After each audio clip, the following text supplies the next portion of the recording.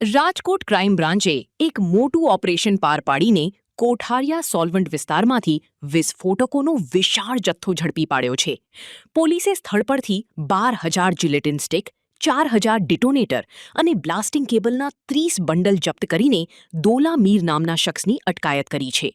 કોઈ પણ જાતના પાસ, પરમિટ કે આધાર પુરાવા વગર આ વિસ્ફોટકો રાખવામાં આવ્યા હોવાનું સામે આવતા આરોપીની ધરપકડ કરાઈ છે. પૂછપરછમાં આરોપીએ કબૂલ્યું છે કે આ જથ્થો મિતુલ નામના શખ્સ પાસેથી મેળવીને સુરેન્દ્રનગરના થાનગઢ ગામે ડિલિવરી આપવાનો હતો. હાલ ક્રાઇમ બ્રાન્ચે આરોપીની ગહન પૂછપરછ હાથ ધરીને લાયસન્સ અને સપ્લાય નેટવર્ક અંગે વધુ તપાસ તેજ કરી છે. માનનીય સીપી સર બ્રજેશ કુમાર જાસર અને એડિશનલ સીપી સર ચૈતન્ય મંડલિક સર દ્વારા રાજકોટ શહેર ક્રાઇમ બ્રાન્ચને ગેરકાયદેસર પ્રવૃત્તિ આચરતા ઇસમો વિરુદ્ધ કાર્યવાહી કરવા માટે સૂચના આપવામાં આવેલ હતી.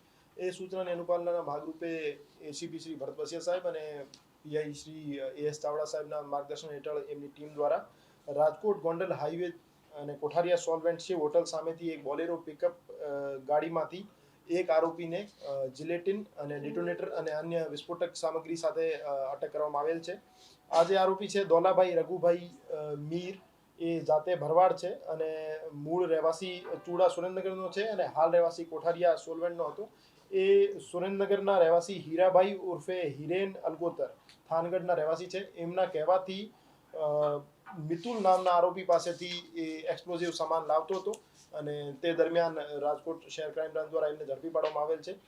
અને એ જે આરોપી હતો એમની પાસેથી 12,000 જિલેટિન સ્ટિક, જેનો વજન આશરે 1,500 kg છે, અને બ્લાસ્ટિંગ કેબલના 30 બંડલ અને એક્સપ્લોઝિવ ડિટોનેટરના નગ 4,000 એમની પાસેથી બરામદ કરવામાં આવેલ છે.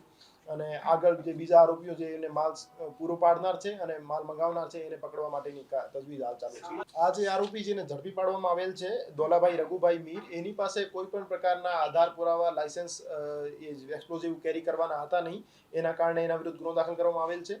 અને એ જે એક્સપ્લોઝિવ સામગ્રી છે એ થાનગઢ સુરેન્દ્રનગર ખાતે સપ્લાય કરનાર હતો અને ત્યાં એનો એક્સપ્લોઝિવનો યુઝ માઇનિંગમાં થવાનો હતો. તો ત્યાં એમને જે સપ્લાય પૂરી પાડનાર મિતુલ અને મંગાવનાર હીરાભાઈ છે એમની પાસે પર્યાપ્ત આધાર પુરાવા છે કે કેમ એ બાબતની તપાસ હાલ ચાલુ છે.